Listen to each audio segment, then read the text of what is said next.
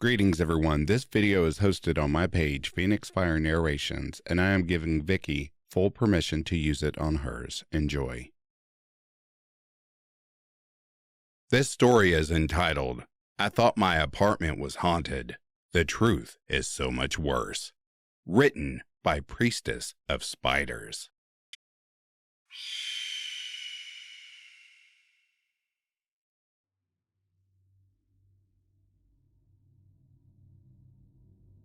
In retrospect, it should have been obvious from the start that there was something going on. It was my first time renting an apartment, but even I thought that the landlord was eager for me to move in as soon as possible. The rent was ridiculously low for the area. The apartment itself was in pristine condition, and the whole process from touring the apartment to moving only took about a week. Nothing like that comes without a catch. Apartment 311 was a pleasant place to live at first. It had 2 bedrooms and 1 bathroom. And since I lived alone, that meant I could convert 1 bedroom into my own office space. It came with a handful of paintings already, so it didn't even have the off-putting liminal feeling that some empty apartments have. The only immediate downside I could tell from the start was that there was a slight smell in the living room from time to time. It wasn't anything too noticeable, but you would occasionally get a faint whiff of some sort of musty odor. I was living in apartment 311 for a couple of weeks before I noticed something was wrong. It started out with simple stuff, like various knickknacks being placed on the wrong shelves, snacks and small objects going missing, things like that. Once or twice I found the fridge left open. These things would only happen when I was asleep, and it made me feel like I was going crazy. There was no way anyone would be breaking into my apartment just to steal some useless crap and move around some collectibles. The door was locked whenever I went to bed, and even if someone hypothetically had the key, I always made sure to bolt the door as well. I considered getting some security cameras set up, but I balked at the price when I looked into that possibility. Though the apartment was admittedly cheap between rent and utilities, I still couldn't afford to set up an entire security system. I tried to put it out of my mind, assuming that maybe I was just sleepwalking, or getting up for a midnight snack and forgetting by the next morning. I'd never been an easy sleeper. I was often prone to night terrors and other disturbances, which had only gotten worse now that I was in an unfamiliar environment. Of all the sleep problems I've experienced, by far the least pleasant is sleep paralysis. It used to happen fairly rarely, maybe once every 2 to 3 months. But after moving into the apartment, it became an almost weekly occurrence. Now, usually my sleep paralysis is fairly mild. I find myself unable to move, eyes open, and I find it difficult to breathe. Sometimes I feel like there is a presence in the room with me. But before I moved, I had never experienced any form of hallucinations, visual or otherwise. I'd never seen a ghost, monster, hag, or any other sort of entity while I was paralyzed. It was only ever a sense of dread and total paralysis of the body. That changed about the same time I noticed the missing food and misplaced objects. As usual, it felt like I had woken up, but couldn't move a single muscle. It was hard to breathe, and I had this awful feeling like I wasn't alone. I tried to calm myself down, to remind myself that I had been through this before, and it always wound up okay. But something felt different. It was then that I noticed the door to my bedroom slowly opening, inch by inch. I could hear the creak of the hinges as it swung inward. Someone or something was coming into my room. He peeked his head around first, dull eyes reflecting the faint glow of moonlight from my bedroom window. He was bald, with pale, flaky skin. I wanted to scream when I saw his expression, but I was still a prisoner of my own body. The man had a forced rictus grin on his face, chipped yellow teeth clenched tightly together, grinding against one another. I watched in horror as the rest of the man's body slowly passed into the room, tiptoeing as if he were creeping up behind someone in a cartoon. The man was utterly emaciated, almost skeletal in appearance, and covered in sores and pockmarks. He was stark naked and smeared in dirt and filth. I could do nothing but watch as he slowly inched ever closer towards me until I could feel his hot breath upon my face. It smelled like the musty odor I sometimes detected in the living room. Not once did I see his expression change. He didn't even blink as he stared at me, and I could feel hatred radiating off of him like heat from a furnace. He just stood there, looking at me for what felt like hours.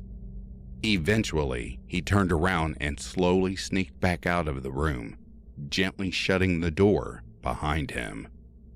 A few minutes later, I started to be able to move again, the paralysis wearing off as my body started to wake up properly. I had to call in sick to my job that day. The experience was such a shock to me that there was no way in hell I'd be able to get any work done. I spent a good hour just checking every room to make sure I was entirely alone. I searched in the closet, underneath the sinks, in my office, anywhere I thought someone could be hiding. When I found nothing, I managed to convince myself it was all a hallucination, that I was safe. Things continued about the same for a while after that. Objects still went missing from time to time. The smell in the living room stayed just as musty as it ever was. And about every week or so, I'd have another sleep paralysis incident. Of course, now every time I did experience sleep paralysis, I'd have to see my unwanted visitor again. I named him Jimmy to try and reduce the terror a little bit. Putting a silly name to a horrifying face helped lessen my fear slightly. As far as sleep paralysis hallucinations went, Jimmy wasn't too bad once I started to get used to him. He never touched me or sat on my chest like some people's nightmares did. He just stood and stared. It was still deeply unpleasant, mind you, but I felt lucky that it was a consistent kind of unpleasantness at least. Then, I found the photograph. I noticed it underneath a pile of papers while I was doing some cleaning up. A picture of two women embracing in front of a waterfall. I didn't recognize either of the women, and I assumed it must have been from the previous tenant.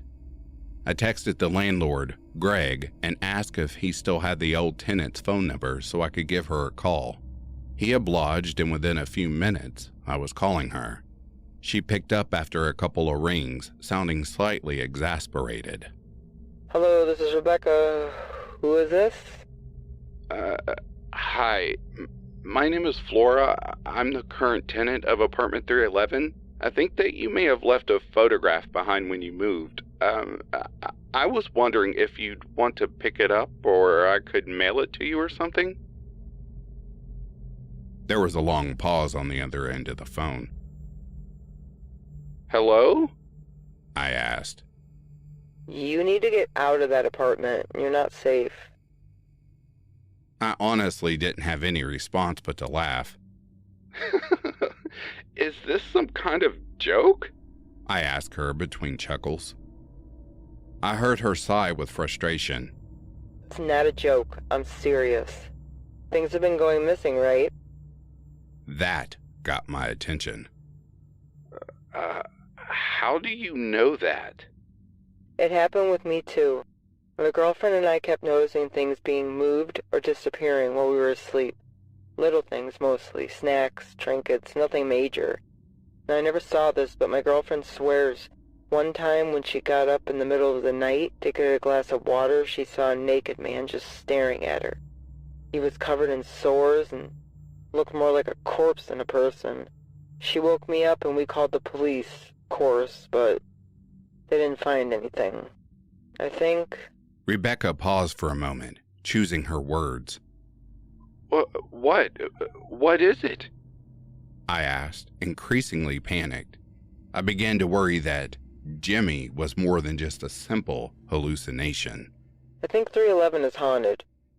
We asked around to some of the other tenants and residents, and apparently the last guy to live there just disappeared. Our best guess is that he must have died and his spirit just never left. My girlfriend is into some occult stuff, so she tried cleansing ritual or something like that, but it didn't work. Things kept disappearing, and eventually we just decided to move. I hung up the phone. It was rude, sure, but I was just so shocked that I didn't know what to do. At the very least, I began to understand why I got this apartment for so cheap. I found myself just sitting on the couch for a while, occasionally getting a whiff of that musty smell. I stared blankly at a painting on the wall, one of the lines which was already there when I first moved in. It depicted a woman in a white dress sitting underneath a tree reading a book. I couldn't tell what was making me so focused on it. It seemed utterly unrelated to what was happening. Eventually, I snapped out of it and went into my office to do some research. After a little bit of digging, I found out some information regarding the tenant who lived here before Rebecca, the one who disappeared. Apparently, one of his coworkers put out a missing persons report 6 months ago. His name was Michael Hansen, and I gasped when I saw a photograph of him.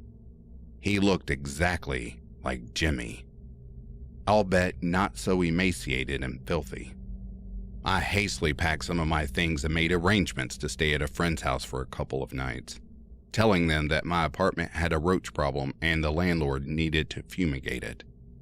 I called into work and gave them some sob story about an uncle dying, enough to get time off for a few days. With no more distractions from the ghost of Michael Hansen, I slept soundly on my friend's couch, unbothered by any sleep paralysis. The next 2 days were spent researching. I checked out dozens of books on folklore and the occult from the local library, scoured paranormal internet forums, and even watched a few episodes of some cheesy ghost hunting TV show. I was determined to figure out a way to put the spirit of Michael Hansen to rest. The stories were all vividly different, with countless potential solutions to my problem. Some sources said salt was a surefire way to banish spirits. Others said iron was a good ghost repellent, but most simply said I should give up and move. However, one myth piqued my interest. According to some beliefs, the spirit of the unquiet dead could be tied to objects from their life, binding them to the place where the object resided. If the object which their soul was bound to was destroyed, it freed their spirit and they could move on to the afterlife. I remembered the paintings. I had assumed that they were put there by the landlord, but it was just as possible they were left behind by Michael. I arrived back to the apartment, determined to grab the paintings and burn them, laying Michael Hansen's soul to rest once and for all. I felt like some sort of hero, a badass monster hunter who saved the day with her intuition and a little bit of book smarts. One by one, I pulled the paintings off the walls, putting them in a cardboard box. I made a mental note to buy some lighter fluid on the way to the empty lot where I planned to burn them. I approached the final painting, the one which showed a woman in a white dress beneath a tree. I pulled it off the wall and recoiled as the musty smell increased in intensity. Staring in confusion, I saw a small rectangular hole where the painting used to be, about 4 feet off the ground and 2 feet by 2 feet in length and width. I shuddered in fear, remembering that Michael's body was never found. Perhaps he was murdered, his corpse hidden in the walls by some unknown assailant. I nervously flicked on my flashlight, peered within the hole, and screamed. I ran out of apartment 311 as fast as I could before calling the police, sobbing with terror. I had been prepared to find a body, maybe cut up into little pieces and wrapped in duct tape. I was ready for death and decay and rot. There is something fascinating about ghosts, something somehow romantic about the notion that part of someone could live on even after death. There was nothing romantic about seeing the clenched tooth grimace of Michael Hansen glaring at me with hate as he stood in the small section of hollow wall which he had been living in for the past 6 months.